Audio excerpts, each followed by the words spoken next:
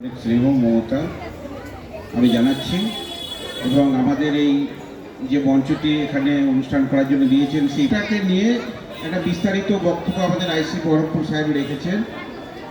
আমি দু একটা কথা বলে তার সাথে একটু অ্যাডিশন করে সাম আপ করার চেষ্টা করছি।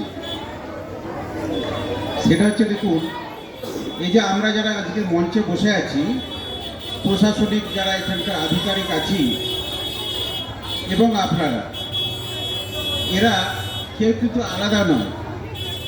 পৃথিবীর কোনো প্রশাসন সাধারণ মানুষের সহযোগিতা ছাড়া চলতে পারে না। আজকে যে উনি যে কথাগুলো বললেন, সেই কথাগুলোর মধ্যে দিয়ে আপনারা সহযোগিতা করবেন আমাদের, এই কামনা আমি রাখছি।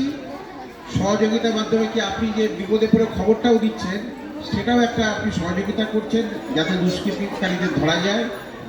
এবং আমরা যে পরিষেবাটা দেওয়ার জন্য দায়বদ্ধ, যে পরিষেবা দেওয়ার কথা আমরা বললাম, আপনাদের এই দুয়ারে আমরা এসেছি, সেইখানে আমরা পরিষেবা দিতে দায়বদ্ধ।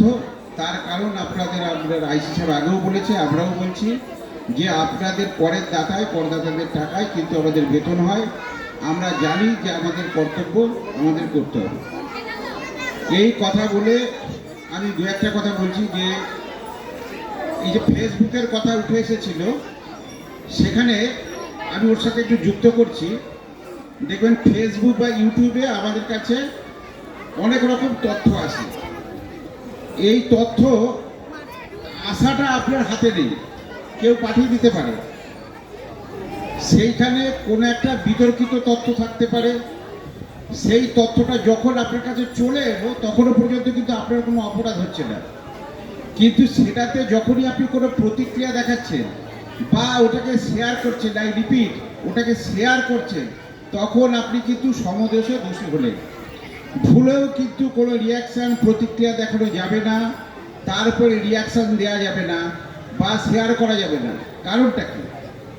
কারণটা হচ্ছে যে ওই ভিডিওটা বা ওই কন্টেন্টটা যে পাঠাচ্ছে, দেখবেন সে কিন্তু কার্যত একা বলছে বা কোনো একটা ভিডিও পোস্ট করে ওটাকে বিশ্বাসযোগ্য একটা তথ্য পরিবেশন করার চেষ্টা করছে, যে তথ্যটা কিন্তু ও একা একা করছে এবং ওই পাশাপাশি কোনো স্টুডিওর মতো আরেকজন কেউ কাউন্টার বক্তব্য রাখছে না। ফলে সেটার উপরে যদি আমি একটা প্রতিক্রিয়া দেখাই, আপনারা জানেন যে ফেসবুকের অ্যাকাউন্ট যখন খোলা হয় তখন যে কোনোভাবে আইডি যে কোনো নাম দিয়ে খোলা যায়।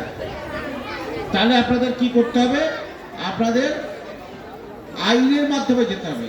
ক্রিমিনাল জাস্টিস সিস্টেম, যে বিচার ব্যবস্থা যেটা আছে, এই বিচার ব্যবস্থার মাধ্যমে গেলে কি হবে?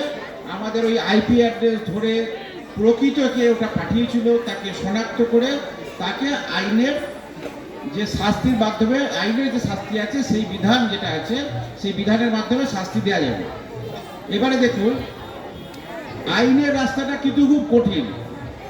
যে কোনো মানুষের জীবনে যে কোনো কাজ, কোনো কিছু কিন্তু সহজে শর্টকাট বলে কিছু হয় না।